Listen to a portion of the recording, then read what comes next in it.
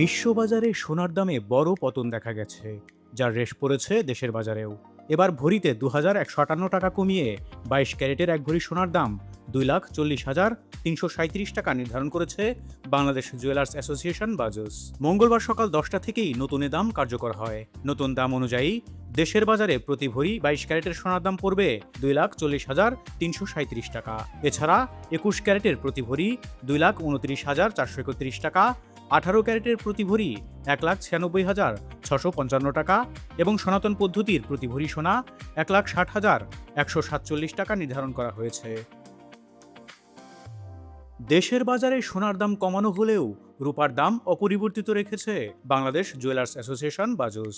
আজ মঙ্গলবার 22 ক্যারেটের এক ভরি রূপা বিক্রি হচ্ছে 5,482 টাকায়। এছাড়া 21 ক্যারেটের প্রতি ভরি 5,190 টাকা, 18 ক্যারেটের প্রতি ভরি 4,491 টাকা এবং সনাতন পদ্ধতির প্রতি ভরি রূপা 3,383 টাকায় বেচাকেনা হচ্ছে।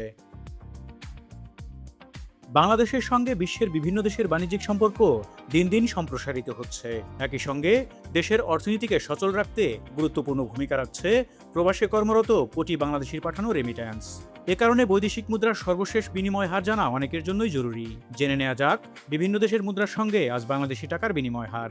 আজ মঙ্গলবার দেশের মুদ্রা বাজারে ডলারের দাম নির্ধারণ করা হয়েছে 122 টাকা 86 পয়সা। এছাড়া ইউরো 143 টাকা 95 পয়সা এবং পাউন্ড 166 টাকা 72 পয়সা নির্ধারণ করা হয়েছে। পাশাপাশি দেশের মুদ্রা বাজারে আজ অস্ট্রেলিয়ান ডলার রেট 88 টাকা 40 পয়সা, মালয়েশিয়ান রিঙ্গিত 31 টাকা 5 পয়সা এবং সৌদি রিয়াল 32 টাকা 76 পয়সা নির্ধারণ করা হয়েছে। হরমুজ প্রণালীতে যুক্তরাষ্ট্র ও ইরানের মধ্যকার উত্তেজনা সরাসরি সহিংসতায় রূপ নেয় বিশ্ববাজারে ব্যাপক হারে বেড়েছে জ্বালানি তেলের দাম।